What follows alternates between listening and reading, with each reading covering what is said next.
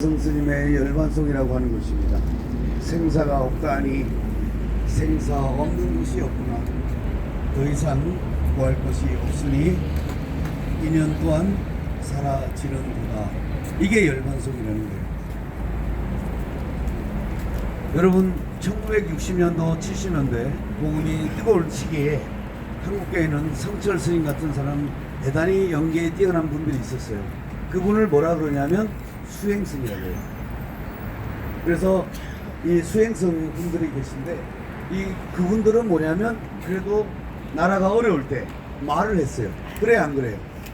그래도 진리를 묻기도 하고 이 백성을 깨우기도 하고 그러면서 애국으로 하기도 하고 이렇게 했었습니다. 그런데 한국교회에 어떤 문제가 있었냐? 수행하는 분이 거의 대부분 사라집니다.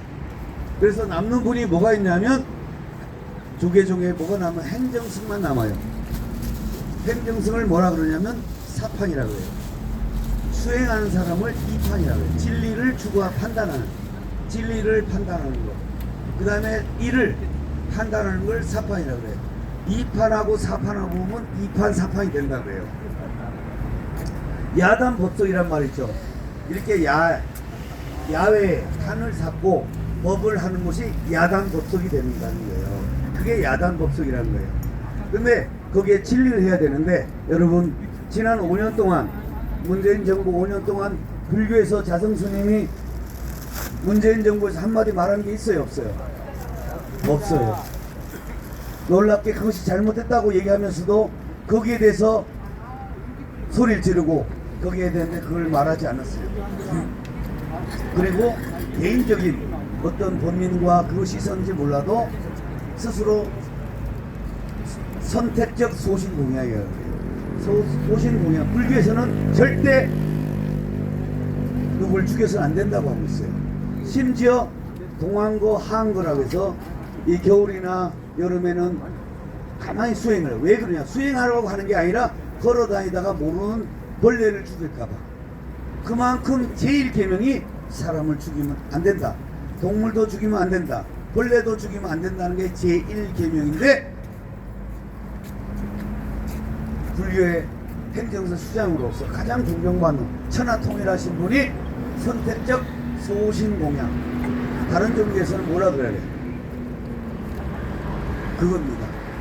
자, 이런 일을 벌어졌다는 게 불교에서 정말 그렇게 하신 분이 마지막 선택하는 건 저런 결과가 나오는 거예요. 그래서 이제는 뭐가 필요하냐면 불교에서도 영적으로 수행하는 사람이 없어지니까 행정만 남았잖아요. 한국교회도 뭐가 나요? 지금 여러분 깜짝 놀라요. 여러분 저기 보시면 정동제일교회가 아펜젤러가 처음 했던 거예요. 저기서 뭘 하고 있어요? 아무것도 안 해요. 특별한 거 안 하고 있어요. 나 여기 교회 뭐가 있어요? 세문화에서 뭐 하고 있어요? 한을 통한 걸 하고 있어요. 더 놀라운 건 연동교회. 거기는 뭐예요? 동물에도 뭐 한이 있다는 둥. 자, 이 모든 한국에서 대표적인 교회들이 뭘 하고 있어요? 그걸 뭐라 그러냐면 불교시로에는 헛소리, 잡소리 이런 걸 하고 있는 거예요.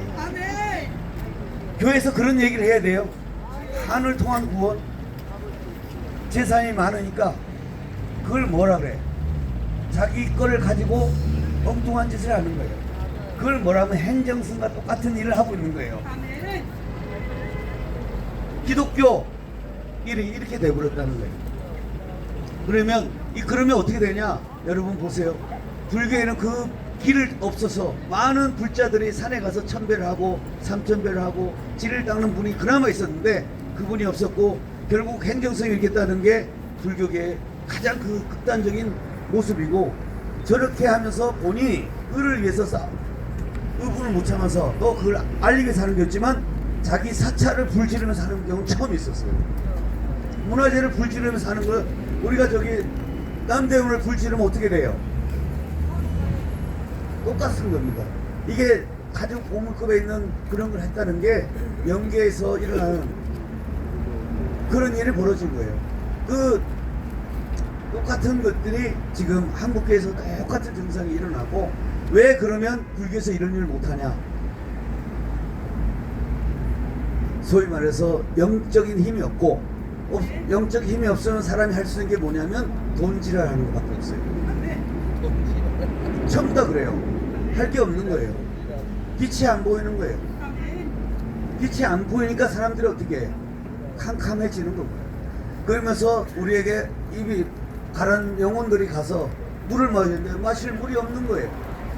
시궁창 같은 물. 우리가 이사야 4장에 뭐라고요?